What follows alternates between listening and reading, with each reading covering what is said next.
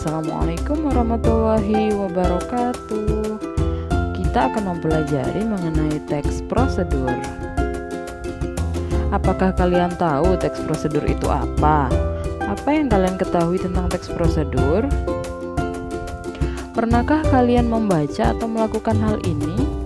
Misalnya membuat sebuah makanan atau minuman berdasarkan resep, lalu cara menyalakan kipas angin, cara merakit mainan, dan cara membuat plastisin.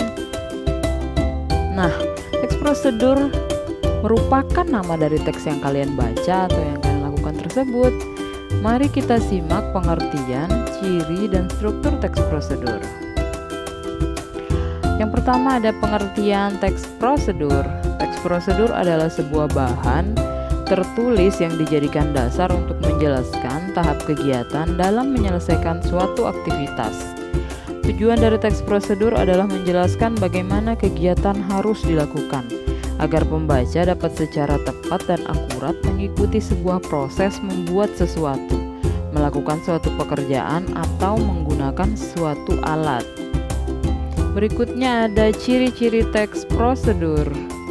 Menggunakan pola kalimat perintah atau imperatif yang harus ditaati dalam melaksanakan teks prosedur.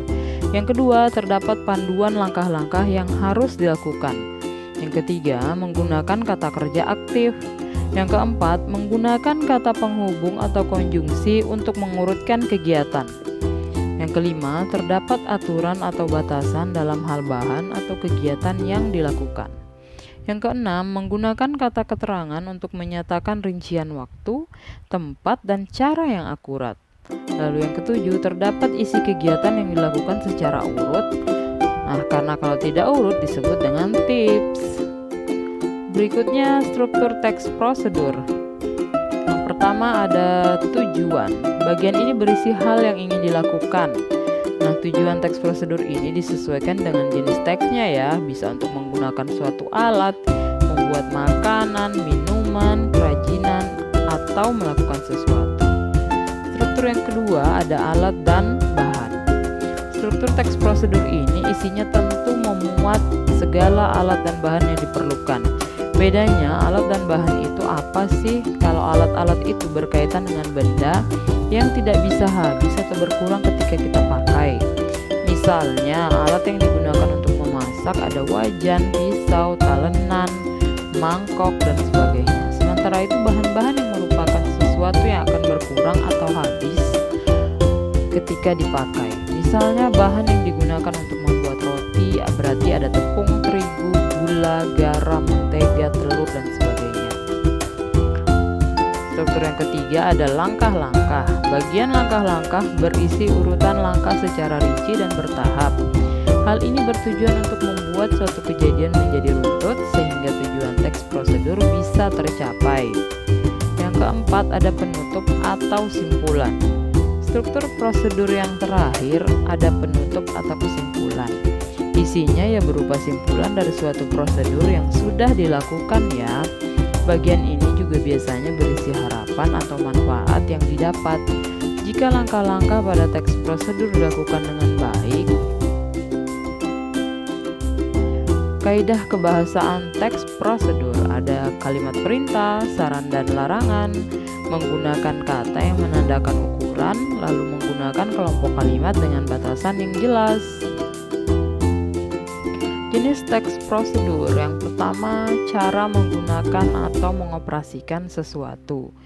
Jenis teks prosedur yang satu ini menunjukkan cara atau langkah dalam menggunakan atau mengoperasikan sesuatu.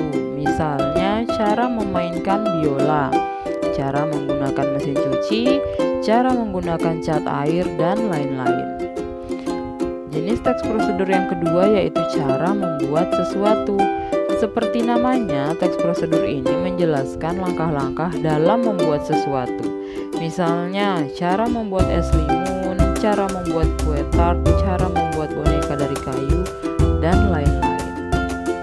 Jenis teks prosedur yang ketiga yaitu cara melakukan sesuatu. Teks prosedur ini menunjukkan langkah secara berurutan dalam melakukan sesuatu.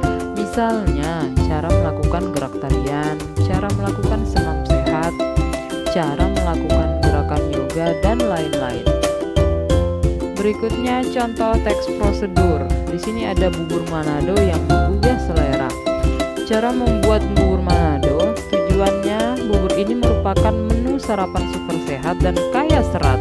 Penambahan singkong dan ubi ungu selain untuk memperkaya warna dan gizinya juga membuat tekstur bubur beras merah ini lebih pulen. Lalu ada bahan dan alat. Bahan dan alat di sini adalah 400 gram nasi merah, 200 gram singkong cuci lalu potong dadu, 200 gram ubi ungu cuci lalu kupas dan potong dadu, 2 batang serai digeprek, 1 ikat kangkung cuci lalu petik daunnya dan rajang kasar, 1 ikat bayam cuci lalu petik daunnya, 1 buah jagung manis dipipil, 1500 air.